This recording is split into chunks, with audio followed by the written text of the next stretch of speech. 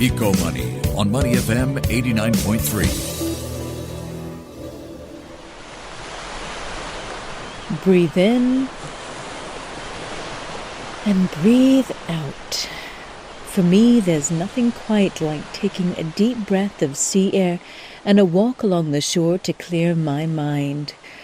But while this may relax my mind, the reality is that I may be breathing in something more hazardous than calm.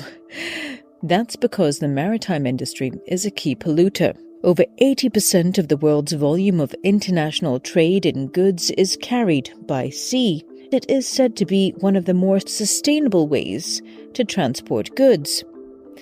Global shipping emissions represent about 1 billion tons of CO2 and are responsible for around 3% of global emissions caused by human activities. It's not just air pollutants such as NOx, SOx, and CO2.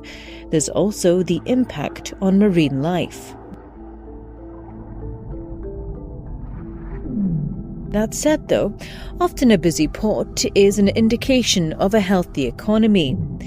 But it's time to weigh the environmental impact. Singapore has one of the busiest ports in the world. According to the Maritime and Port Authority of Singapore, Singapore is the focal point for some 200 shipping lines with links to more than 600 ports worldwide. And it's the busiest port in the world in terms of shipping tonnage, with an average 140,000 vessels calling at the port annually. Good news, though, the government has just announced a new sustainability pillar under the Maritime Cluster Fund.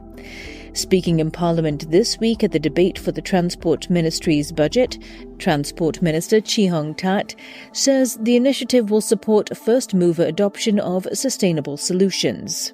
MPA will set aside $15 million till 2030 to co-fund qualifying costs of adopting pre-approved sustainability solutions.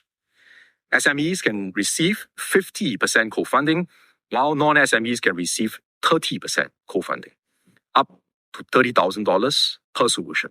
This isn't the only initiative to be announced on the back of Budget 2024. You're listening to Eco Money on Money FM 89.3, and if you'd like to get in touch, you can email moneyfm893@sbh.com.sg or message us on 88550893. In his budget speech, Deputy Prime Minister Lawrence Wong announced 2 schemes to support sustainability initiatives in the maritime sector. Maritime companies can tap on the Energy Efficiency Grant by the end of 2024, which will provide 2 tiers of support for energy-efficient equipment. Under the base tier, they can receive up to 70% co-funding for pre-approved energy-efficient domestic port and harbourcraft equipment until March 2026. Across both tiers, they can receive up to $350,000 per company.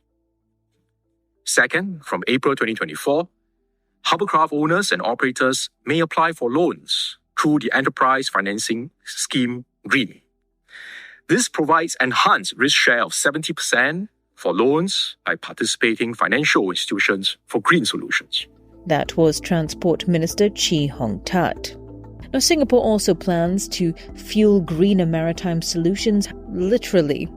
Transport Minister Chee Hong-tat shared in Parliament that there are plans to prepare for a multi-fuel future that will include hydrogen and its carriers like ammonia and methanol. MPA successfully conducted the world's first ship-to-container ship methanol bunkering operation last year. We are developing a national standard on methanol bunkering to support commercial-scale operations. Last December, MPA issued an EOI for interested parties to submit proposals for the supply of methanol as a marine bunker fuel. The Energy Market Authority and the Maritime and Port Authority of Singapore have already shortlisted 6 consortiums whose proposals will be further developed to provide low or zero carbon ammonia solutions for power generation and bunkering on Jurong Island.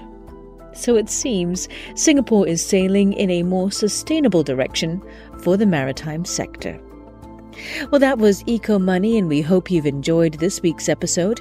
If you'd like to find out more or listen to past podcasts, head to the Money FM 893 website or the audio app. That's AWEDIO. Signing out for now, I'm Rachel Kelly, and I'll be back with you next week for more eco news and views.